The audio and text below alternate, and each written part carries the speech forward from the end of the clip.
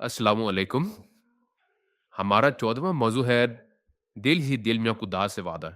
इस दिन जब वो कुरैश के लोगों के आगे बेबस हुए तो इन्हें ख्याल आया मेरा सिर्फ एक बेटा है ना, इसलिए ये मुझ पे जलगार कर रहे हैं।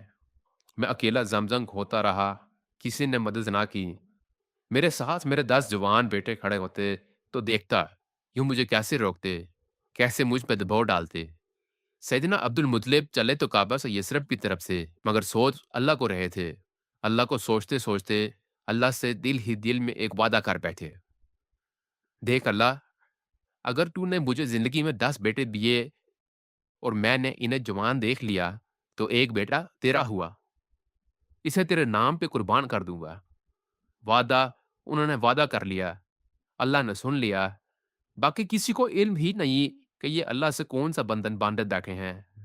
कुरैश की सारी पंचायत ऊँटों में सफर करती करती 10 दिन बाद यथरब पहुंची तो इल्म हुआ जिस गुरु काना की तलाश में वो इधर आए हैं वो 100 मील आगे शमाल मगरिब में खैबर नाम की बस्ती में गई हुई है। उन्होंने फिर उधर की राह ली। सफर लंबा था, सहराई खुश्क पहाड़ी और अनजाना थी। खुदा जाने खुदा की क्या हिकमत थी, वो सारा काफिला राह से भटक गया। कई दिन वो चलते रहे, खैबर ना आया। भूख और प्यास से वो सारे तलब गए, ऊपर से दिन भी गर्मियों के थे। साथ लाए हुआ ज़ादरा खत्म हो गया। दूर दूर तक किसी बस्ती की कोई निशानी ना नजर आई। कहीं राह में कोई सब्जा पत्ता ना मिला। ऊंट बिलबिला गए, लोग मुरझा गए। सब पे एक जैसी आफत थी। वो ऐसे वक्त कुरैश के बाकी खानवादों के सरदार अपनी जिद पे बड़े नादिम हुए। सैयदना अब्दुल मुतलिब से बोले, अबू हारिस, हमने नाहक तुमसे तकरार की, अब हमारी मौत हमें यहाँ तक ले आई है। सब बेदम हो गए, गरम पिंजर पहाड़ों के नुकीले पत्थरों पे ढह गए। सबको अपनी मौत नजर आने लगी। सब जान गए कि अब जान सके ना पानी ना खाना, ऊपर से धूप और गर्मी। सब निचड़ के पिंजर बन के रह गए। ना उठ के इनसे चला जाता, ना इनके ऊंट चलने फिरने के काबिल रहे। वो जगह पहाड़ों के बीच एक सूखे हुए सोए नाले का मखजन था। इस सूखे नाले का नाम था फकीर। कभी इसमें पानी रहा होगा, मगर अब वो मुद्दों से खुश्क और बंजर था। सिर्फ फकीर था। एक ने तजवीज़ पेश की, यूं करते हैं हर आदमी अपने लिए एक गड्ढा खोद ले, जो मर जाए दूसरा इस गड्ढे में डाल दे। यूं हम सब में से एक रह जाएगा, वो खुद गड्ढे में जा लेटे। बस अब हमारी मौत और हमारे दरमियान का फासला ख़त्म हो गया। सैयदना अब्दुल मुतलिब बाहिम्मत आदमी थे।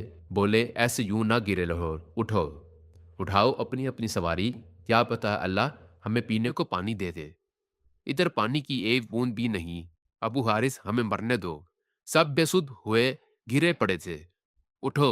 सईदना ने इन्हें हिम्मत दी। खुद भी नहीव थे, मगर हौसला करके उठे।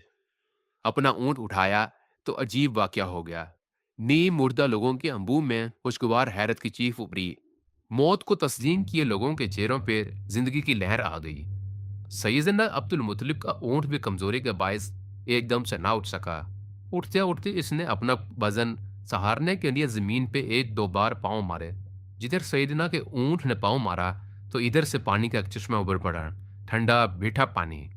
ऊंट भी तो सैयदना इस्माइल अलैहिस्सलाम के बेटे सैयदना अब्दुल मुतलिब का था। पानी का चश्मा उछल पड़ा, एन बयाबां बीच। अबू हारिस, तुम अबुल आब हो, पानी के बाप हो। जमजम के किजिए पे हमें माफ कर दो। इस चश्मे से हमें पानी पीने दो, हमें जिंदा रहने दो। आओ, आओ, अल्लाह का नाम लेके पीते जाओ। सब ने सैर होके पानी पिया। आंखों में रोशनी आई, हाथों में जान आई। तांगों ने इनका जिस्म उठा लिए तो सब सर झुका के सैयदना अब्दुल मुतलिब के सामने इस बड़ा शर्मिंदा चेहरा लेके खड़े हो गए। फिर इन्हें गले से लगाया और ऐलान कर दिया, अब किसी काना के फैसले को छोड़ो, फैसला हो गया। अल्लाह ने फैसला कर दिया, हमें अपनी आंखों से नजर आ गया। जैसे ये चश्मा इस बे आबो गया वीराने में सिर्फ तेरा है, वैसे ही काबे के सहन से बरामद किया हुआ तेरा चश्मा, जिसे तू जमजम कहता है, सिर्फ तेरा हुआ। सैयदना अब्दुल मुतलिब ने भी इनकी कमरें थपथपाईं और कहा, वो हम सब की मिराज है, इससे हम खुदा के मेहमानों की तवाज़ो करेंगे। वो सोने के हिरन भी तुम्हारे हुए अबू हारिस। नहीं, वो सारा सोना मुझे जिस खुदा ने दिया है, मैं इसी के घर पे निछावर करता हूँ। اس سونے سے بیت اللہ کے دروازے پہ چمک لاؤں گا، سونے کے پترے سے انہیں بناؤں گا۔ ان دنوں کعبہ کے دو دروازے ہوتے تھے، دونوں تلواریں بھی دروازوں پہ سجاؤں گا۔ قریش کے سارے ان کے کزن اللہ اکبر کے نعرے مارنے لگے۔ وہ تھا جو کعبے سے جاتے سمے کرودھ اور دشمنی کی تیکھی مولک نگاہوں سے ایک دوسرے کو دیکھتے ہوئے نکلا تھا، کعبے کی طرف واپس پلٹتے سمے شیرنی کی طرح میٹھا اور خوشگوار تھا۔ سیدنا عبد المطلب نے وعدے کے مطابق سونے کے دونوں ہرنوں پر پگلا کے کعبے کے دروازوں پہ نقرائی سنہری پترے چڑھا دیے۔ کلی تلواریں کعبے کے دروازوں پہ آویزہ کر دیں، سجا دیں اور زمزم کنویں میں سب کے پینے کے لیے عام کر دیا۔ پلانے کی ذمہ داری تو زمزم کی برآمدگی سے پہلے ہی سیدنا کی تھی۔ سقایا کی ذمہ داری اب وہ آسانی اور تواضع سے پوری کرنے لگے۔ پوری قوم سیدنا عبد المطلب کو اپنا سردار مانتی تھی۔ وہ تھے بھی سب سے یکتا، الگ، منفرد، اونچے لمبے، گورے چٹے، سونے سجیلے اور اخلاق کے اعلیٰ معیار پہ سخی، بردباد، صاحب علم اور دانا، سب ان کی عظمت کے متعارف تھے، مگر ایک حاسد تھا، وہ تھا حرب بن امیہ۔ اس کے باپ امیہ نے اپنے چاچا اور سیدنا عبد المطلب کے والد سیدنا ہاشم کو چیلنج کیا تھا کہ میں تم سے زیادہ معزز ہوں، مجھ سے مقابلہ کرو۔ اس وقت بھی وہ ہارا تھا۔ جس سالس کو اس نے مقرر کیا تھا، اس نے فیصلہ دیا تھا کہ ہاشم ہر لحاظ سے اس پہ پوقت رکھتا ہے۔ اسی فیصلے کی روح سے امیہ کو 10 سال کا دیس نکالا بھی ملا تھا۔ اب اسی کا بیٹا حرب اپنے چاچا سیدنا عبد المطلب سے مقابلے پہ اتر آیا۔ لوگوں نے بتیرا سمجھایا، اس کی سمجھ میں نہ آیا۔ آخر پہلے کی طرح پھر ایک سال اس مقرر ہوا۔ عرب میں اس طرح کے مقدمے کو منافرہ کہتے تھے۔ سیدنا عبد المطلب اور امیہ کے بیٹے حرب کے ساتھ منافرہ حبشہ کے سفر کے دوران ہوا۔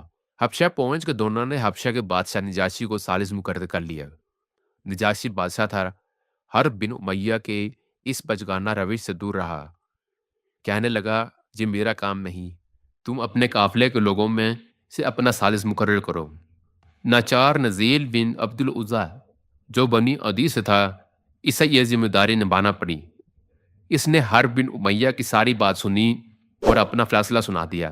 بولا، کیا تم ایسے شخص سے منافلہ کرتا ہے جو تجھ سے زیادہ بلند و بالا ہے، تجھ سے زیادہ علم والا ہے، تجھ سے زیادہ صاحب عزت و ثروت ہے، ملامت والی ہر شے میں تم سے زیادہ کم، اولاد اس کی تیری اولاد سے بڑی، تجھ سے زیادہ سخی، کریم اور عطا کرنے والا، تجھ سے زیادہ فصیح اور بلیغ، ان کے سامنے تیری کیا حیثیت؟ فیصلہ ہو گیا۔ فیصلہ پہلے بھی ہوا تھا۔ سیدنا ہاشم کے سامنے امیہ ہارا تھا۔ سیدنا عبد المطلب کے روبرو امیہ کا بیٹا حرب شرمندہ ہوا۔ آگے چل کے سیدنا عبد المطلب کے پوتے آفید نبی حضرت محمد صلی اللہ علیہ وسلم کو حرب کے بیٹے ابو سفیان نے چیلنج کرنا تھا۔ اس فیصلے سے اور کچھ ہوا یا نہ ہوا، سیدنا عبد المطلب کو اچانک سال ہر سال پہلے بیت اللہ کے احاطے میں خدا سے کی ہوئی بر سے ڈوبی ہوئی ایک دعا یاد آ گئی ہوگی، ایک عہد یاد آ گیا ہوگا۔ پرانے سمے کی بات ہے جب سیدنا عبد المطلب کا صرف ایک بیٹا تھا، حارث۔ دونوں باپ بیٹا نے مل کر خدا کی بتائی ہوئی جگہ پر کھدائی کر کے پاکیزہ زمزم کے کنویں کی بازیابی کی تھی۔ اس وقت قریش کے سارے قبیلوں نے ان کی مخالفت کی تھی، مگر وہ ڈٹے رہے۔ اسی دن انہوں نے خدا سے دل ہی دل میں یہ آرزو کی تھی کہ مجھے 10 بیٹے عطا کر جو میرا مضبوط حصار ہوں۔ اگر تو نے 10 بیٹے دے دیے اور انہیں میں نے ایز شباب تک پہنچا دیکھ لیا تو ان میں سے ایک تیرا ہوگا، اسے تیرے نام پر قربان کر دوں گا۔ حرب سے فیصلہ کن فوقیت حاصل کرتے وقت سیدنا عبد المطلب کے 10 جوان بیٹے تھے۔ ادھر فیصلہ ہوا، ادھر سیدنا کے دل میں خدا سے کیے وعدے نے سر اٹھا کے کہا تعمیل ہو۔